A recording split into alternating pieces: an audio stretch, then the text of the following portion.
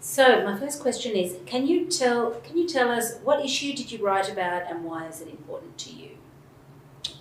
I wrote about racism, and particularly in the sport of AFL.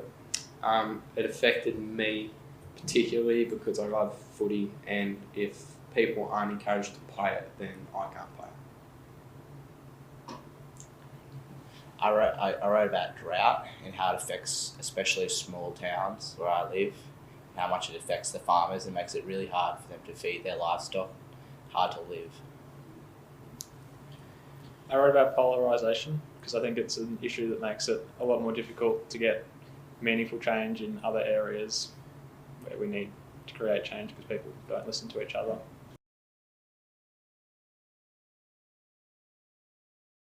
I think just having conversations with people is probably the best way to make change, and listening to what they have to say, and then hopefully they'll do the same for you.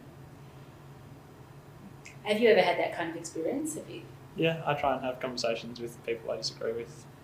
Some of my friends have very different opinions to me, but they make for very interesting conversations, and we do listen to each other. Fantastic. I'd really just like to raise awareness for the lack of water in small Australian towns and just better way of using it, less wasteful, so we can use the same amount of water just for a longer amount of period of time. Just don't be a jerk. Like, we're all in this together. We're all fighting this same battle, and you don't know what's going on in someone's life. So just try not to make it any worse.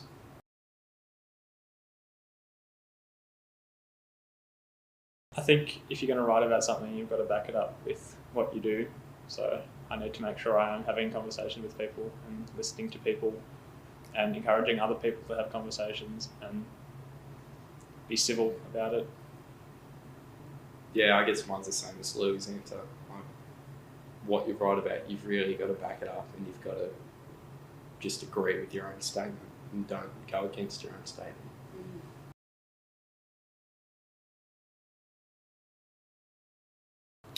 Someone needs to make the first stand, and in our society, I guess, not many people have the courage to stand up and have the first say. I agree with that. You need to start it yourself.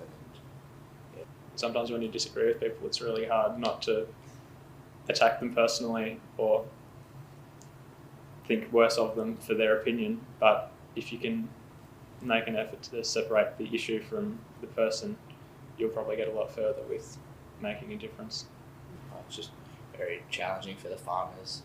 It makes their life very hard to just get by, really. It's like the prices go way up for everything, which is really hard with that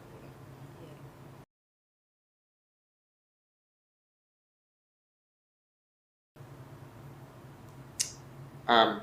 I actually had a read of Talison's article, and I was blown away with how bad it actually is. Like, I've done some work on it at school, but hearing it from his perspective and how he's experienced it, it's eye-opening.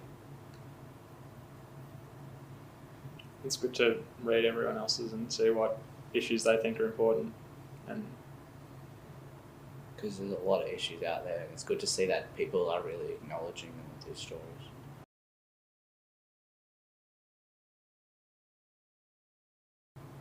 it's interesting meeting other people who care about big issues and seeing what they're like as people. They're normal people.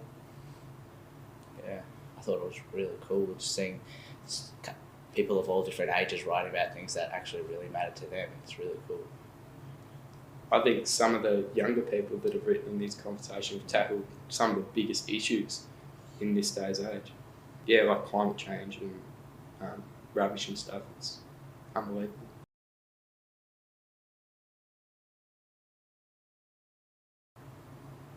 have a conversation.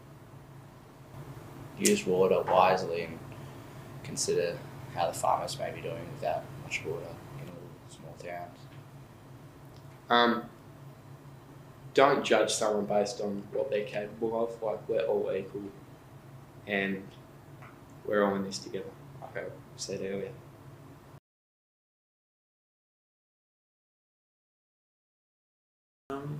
I had to think about what I was actually going to write about, what I wanted to say. I started with a sentence that I really liked, and then I sort of built off that.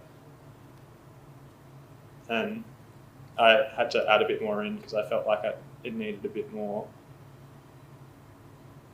that you could act on, something that people could actually listen to and do something about, rather than just making statements about what I think is important. What do they call? I think they call it writer's blank or Writer's block, yeah. Yeah. That was my biggest challenge. I was set on what I wanted to write about, but getting started was the hardest part for me.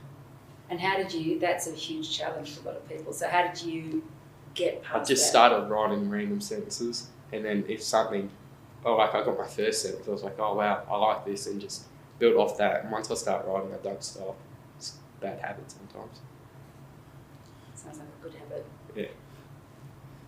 Yeah, I just needed inspiration, so I was just really just looking for inspiration, and I just kept hearing the stories about the drought in Mum's store. Like, farmers would come in and tell her about the drought and stuff, and it was once I heard the stories and realised really how bad it was easy from there.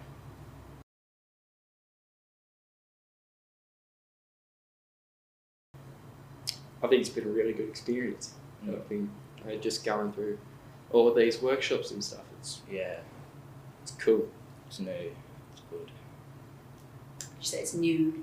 I've not done stuff like this before, it's really good. It's good to know that I care about things that are important, and that's reflected by this whole process.